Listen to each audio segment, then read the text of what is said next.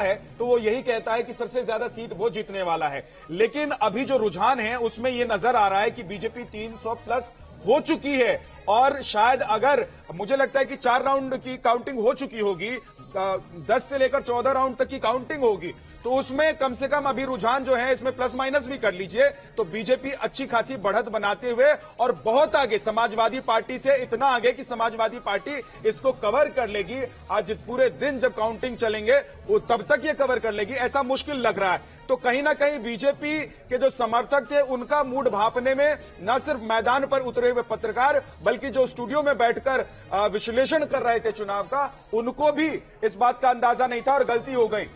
बिल्कुल बिल्कुल। और देखिए आंकड़ा लगातार बढ़ता जा रहा है। बढ़ते वक्त के साथ भारतीय जनता पार्टी की जो टैली है उत्तर प्रदेश में वो काफी तेजी से बढ़ती हुई नजर आ रही है और समाजवादी पार्टी की टैली, समाजवादी पार्टी का आंकड़ा उसी रफ्तार से घटता हुआ नजर आ रहा है। समाजवादी पार्टी इस वक्त सिर्फ 86 सीटों पर सिमटी हुई नजर आ रही है। वहीं भारतीय जनता पार्टी एक बार फिर 2017 के आंकड़े के आसपास पहुंच चुकी है, 300 पार कर चुकी है। 305 सीटों पर इस वक्त भारतीय जनता पार्टी नजर आ रही है। गोरखपुर में जश्न मनाया जा रहा है, होली मनाई जा रही है। रवि किशन, गोरखपुर के सांसद, स्टार प्रचारक भारतीय जनता पार्टी के, वो बता रहे हैं कि भारतीय जनता पार्टी कितनी उत्साहित है और जिस तरीके का जश्न गोरखपुर में नजर आ रहा है उसी तरीके का जश्न लखनऊ में विधानसभा के ठीक बाहर जहां भारतीय जनता पार्टी का दफ्तर भी है वहां पर भी आप तस्वीरें देख सकते हैं जहां बीजेपी के कार्यकर्ता इस वक्त जश्न मना रहे हैं, उत्साहित हैं। जय श्री राम के नारे यहां पर लग रहे हैं और भारतीय जनता पार्टी के एक से एक बड़े नेता, प्रवक्ता ये दावा कर रहे हैं कि सिर्फ राष्ट्रवाद नहीं बल्कि विकास और जातीय गोलबंदी का जो दावा समाजवादी पार्टी कर रही थी उसको धराशायी कर दिया है, उसको ध्वस्त कर दिया है भारतीय जनता पार्टी ने, जिसमें सिर्फ जातीय गोलबंदी नहीं बल्कि धार्मिक गोलबंदी भी है जो भारतीय जनता पार्टी के पक्ष में जाती हुई नजर आ रही है। 305 सीटों पर भारतीय जनता पार्टी आगे। चुनाव के दौरान जब लोगों से बात होती थी अनुराग, तो एक बात लोग कहते थे कि देखिए धर्म के आधार पर बीजेपी और जात के आधार पर समाजवादी पार्टी, लेकिन ये जो नतीजे हैं ये दिखा रहे हैं कि धर्म और जात पात का जो बैरियर है वो सभी टूट चुके हैं और उत्तर प्रदेश की जनता ने बीजेपी के 5 साल के काम को देखकर शायद एक बार फिर से इस तरह का जन समर्थन दिया है और इतनी सीटों पर बीजेपी आगे नजर आ रही है। शायद उत्तर प्रदेश की जनता को योगी आदित्यनाथ पर बहुत ज्यादा भरोसा है, क्योंकि हम जब जाते थे लोगों से बात होती थी तो स्थानीय विधायक से वो नाराज नजर आते थे, लेकिन योगी आदित्यनाथ और प्रधानमंत्री नरेंद्र मोदी के नाम पर वो सहमत नजर आते थे। बिल्कुल बिल्कुल। हमारे सहयोगी राकेश पांडे हमारे साथ जुड़ रहे हैं लखनऊ से। आपको बता दें कि राकेश पांडे पिछले 35 दिन से उत्तर प्रदेश में है। उत्तर प्रदेश में तकरीबन 10,000 किलोमीटर का सफर राकेश पांडे ने तय किया है। 24 जिलों में घूमे हैं, उत्तर प्रदेश के 135 विधानसभाओं को कवर किया है। राकेश, इस तरीके के नतीजे भारतीय जनता पार्टी के पक्ष में आते नजर आएंगे, क्या आपको भी ऐसी उम्मीद नजर आ रही थी और तस्वीरें क्या कुछ जहां पर आप मौजूद हैं?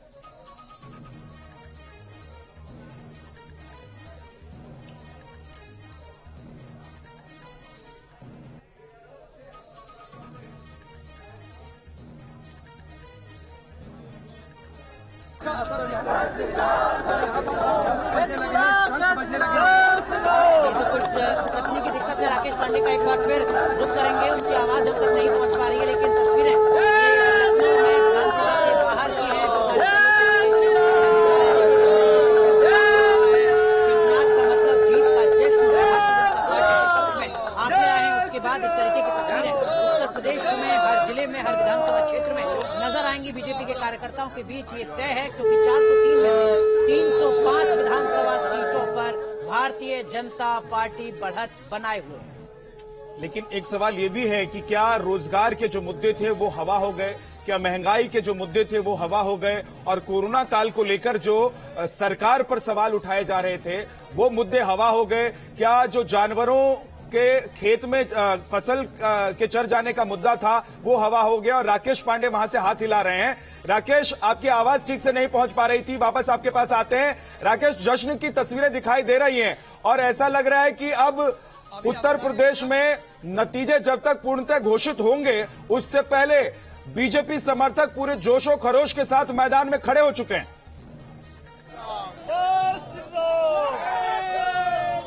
बिल्कुल, बीजेपी समर्थक खड़े हो चुके हैं और मैं आपको तस्वीरें दिखाता हूं किस तरीके से यहां पर, चूंकि मुख्यमंत्री योगी आदित्यनाथ खुद सन्यासी, और उसके बाद आप ये तस्वीर आप देखिए किस तरीके से यहां पर ये तस्वीर देखने को मिल रही है। भारत माता की तस्वीर भारत माता की तस्वीर लेकर, और आप लीजिए ये एक तस्वीर आप देखिए, ये एक तस्वीर देखिए इस तरीके। बिल्कुल, तो ये अंदाज है राकेश, ये जश्न मनाने का अंदाज है। जय श्री राम, भारत माता की जय। एक बात यह भी है कि राम का जो भव्य मंदिर बन रहा है अयोध्या में, और काशी कॉरिडोर जो बनारस में बना, क्या वो भी लोगों के दिलों पर छाप छोड़ गया, और क्या उसका भी एक समर्थन उत्तर प्रदेश में बीजेपी को मिला है? देखिए, चुनाव के दौरान ये बातें खूब होती थी और ये सवाल भी किए जाते थे कि क्या काशी कॉरिडोर के नाम पर बीजेपी को वोट मिल जाएगा? क्या अयोध्या में जो राम मंदिर का निर्माण हो रहा है उसके नाम पर योगी आदित्यनाथ को वोट मिल जाएगा, मोदी को वोट मिल जाएगा?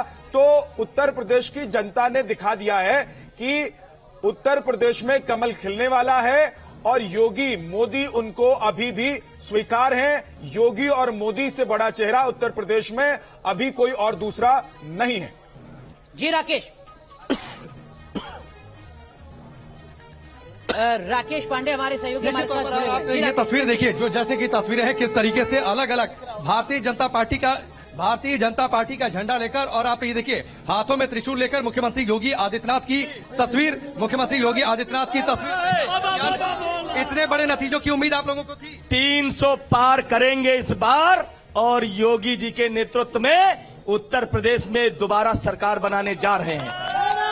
मुख्यमंत्री योगी आदित्यनाथ तो सन्यासी हैं, आप भी सन्यासी की वेशभूषा में आ गए। बिल्कुल सन्यासी हैं तो हैं, ये त्रिशूल लेकर भी आप आए। बिल्कुल। देखिए, ऐसा है कि अभी तक जो गुंडाई मुख्तार और अतीक की खत्म की गई, उनके जो सपोले हैं ना, तो क्या लॉ एंड ऑर्डर बड़ा मसला रहा, बड़ा फैक्टर रहा जो जीत दिखाई दे रही है? बहुत बड़ा सुशासन हमारा प्रश्न रहा, और उसका जो हमारा हिंदुत्व विकास रहा, उस पर भी आपको बताना चाहता हूँ। अयोध्या और काशी तो भी हुआ है, लेकिन अभी मथुरा बाकी है। ये इसी तरीके से आप लोग आगे बढ़ेंगे? क्या मथुरा पर नजर है? मथुरा और काशी की हुई तैयारी, अब की बार है पूरी मथुरा की बारी। बेटियां किसी भी जाति और धर्म की हो, किसी भी जाति धर्म की बेटियां हो, सब सुरक्षित महसूस कर रही हैं। राशन भी दिया है, टीका भी लगाया है, उनको बिजली भी दी है, उनको गैस भी दी है, सड़क भी बनवाई है, और सारे काम किए। कोरोना काल में उनको छोड़ा नहीं है, उनके लिए सारी सुविधाएं घर तक पहुंचाई है। किसानों को 6,000 रुपए। क्या बड़ी बात रही, क्या बड़ी बात, आप लोग बड़ी संख्या में यहाँ पर आ गए। अब माननीय योगी जी के नेतृत्व में शाम तक सरकार 300+ बनने वाली है। चोट कर दी है पियर के चच्चा और नेवला के। कौन है पियर के चच्चा?